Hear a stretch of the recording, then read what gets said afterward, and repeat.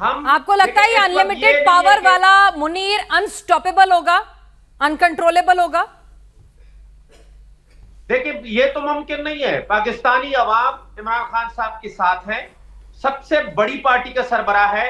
इस वक्त जो हुकूमत बैठी हुई है, जिनको लाके बिठाया गया है, ये सिर्फ 17 सीटें जीती हुई है नेशनल असेंबली की, और पाकिस्तान तहरीक इंसाफ 200 से ज्यादा सीटें जो है वो जीती हुई है।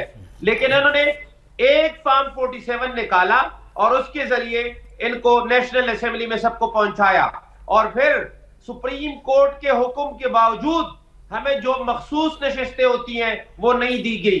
तो ये सारा कुछ इसलिए किया गया कि वो आईन में तरमीम कर सके, कॉन्स्टिट्यूशन को अमेंड कर सके और अपनी मर्जी के कवानीन लाए, जो कि अभी इस वक्त हो रहा है और इमरान खान साहब तक न रसाई है। पाकिस्तान चलिए, अनकंट्रोलेबल, अनस्टॉपेबल, अनलिमिटेड पावर से लैस सिवाच साहब मुनीर हिंदुस्तान के लिए सरदर्द है कि अच्छा है, आपस में ही लड़ मरेंगे?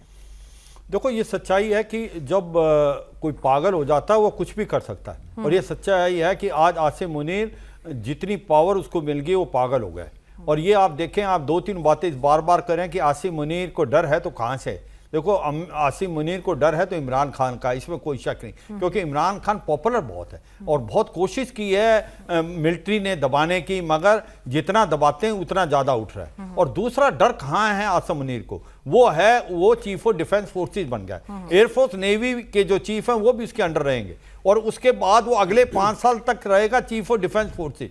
अगर कोई तूफान उठेगा तो वो आपके डिफेंस फोर्सेस से उठेगा, वो आर्मी से उठेगा। वहां पर डिस्कैंटमेंट हुई तो बहुत हो सकता है, यानी मुनीर की सेना ही उसकी बगावत करेगी। वो इसलिए करेगी क्योंकि आप हिस्ट्री देखें पाकिस्तान की, 4 बार मिलिट्री रूलर आए हैं, पर उनका अंत क्या हुआ? उनका सबका अंत ऐसे ही हुआ। तो ये मुझे लगता है ऐसा ही होगा। दूसरी बात यह है कि ऐसी क्या चीज है कि ये जो जेएनजी की बात कर रहे हैं आप, श्रीलंका में हुआ, बांग्लादेश में हुआ, कहीं ना कहीं नेपाल में हुआ, क्या ये जेएनजी जैसी मूवमेंट पाकिस्तान में हो सकती है?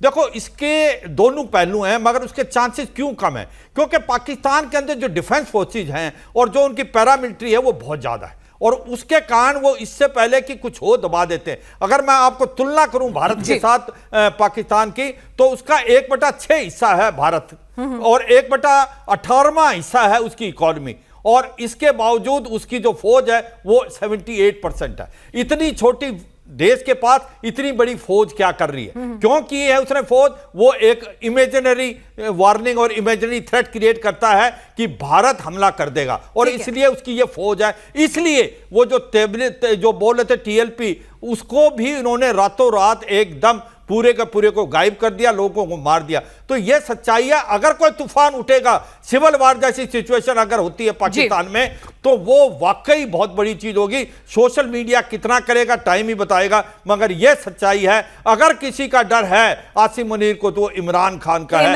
क्योंकि इमरान खान जिंदा भी प्रॉब्लम और मरा हुआ भी, ये भी सच्चाई है। यानी कैश 22 सिचुएशन है, जिंदा भी प्रॉब्लम, मुर्दा भी प्रॉब्लम।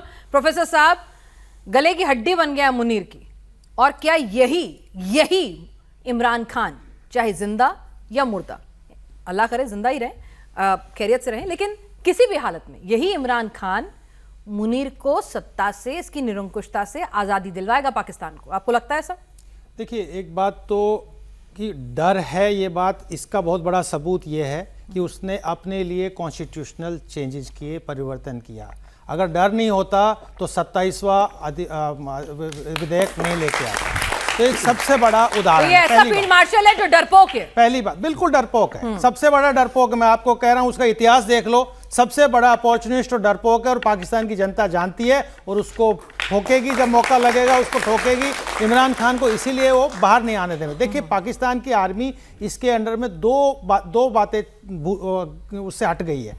एक होता है कि इन प्रोफेशनलिज्म नाम का कुछ भी नहीं छोड़ा इसने, ठीक है, पाकिस्तान की आर्मी में। और पावर का जिस तरीके से अनाधुंध इस्तेमाल कर रहा है, वो अपने आप को भस्मासुर बनाने का प्रयास कर रहा है। वो भस्मासुर, वो उसी को ही खा जाएगा, आप देखना, वो उसी को ही खा जाएगा। और ऑनेस्टी कहीं पर भी नहीं है।